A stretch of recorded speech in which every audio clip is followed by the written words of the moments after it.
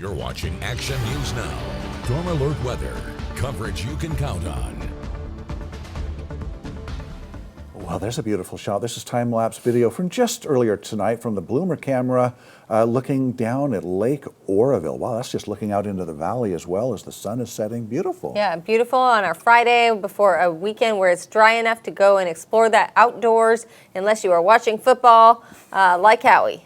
Or just bring your portable phone, hope you get service, watch football out in the mountains, because, yeah, weather's going to be awesome. You don't have to worry about the rain ruining your electronic devices. But, yeah, so we're looking at some nice weather, and we're going to get as specific as we can in the next couple of minutes. But tonight, teens to 20s, when you're up there at 4,500 feet or higher, still the valley, 30s, and the potential for some areas freezing, quote-unquote, looking at some frost. Winds will weaken. Here's what we have at the moment.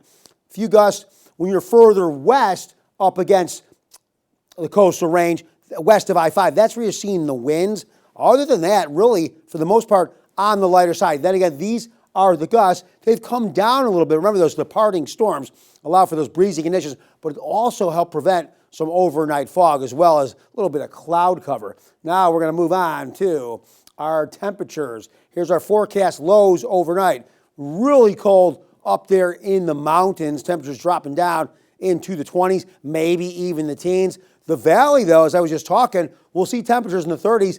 Could have a rogue freezing spot here or there, or close enough that you could see potentially some frost once again. So very chilly overnight, pretty much anywhere you go, or during the early morning hours. Now, tomorrow, storms will be further away. Atmospheric pressure should begin to balance a little bit, so that means less wind once again with some sunshine. Temperatures flirting with 60, mid to upper 50s.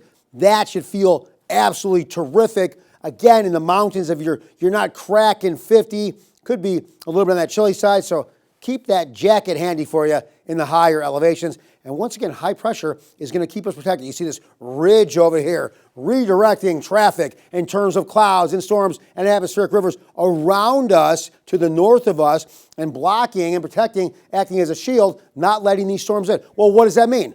More sunshine, warmer days, but we're going to have those cool nights and mornings with the frost and the fog. High pressure likes to trap some of that moisture in the low levels. We're going to stay on the dry side, but as cool as we are in the morning and the night, we are going to see a warm-up, and I'll show you that right here on the 7-day. Look what happens next week. We'll start to make our way into the mid to upper 60s, pushing 70 with light winds and sunshine.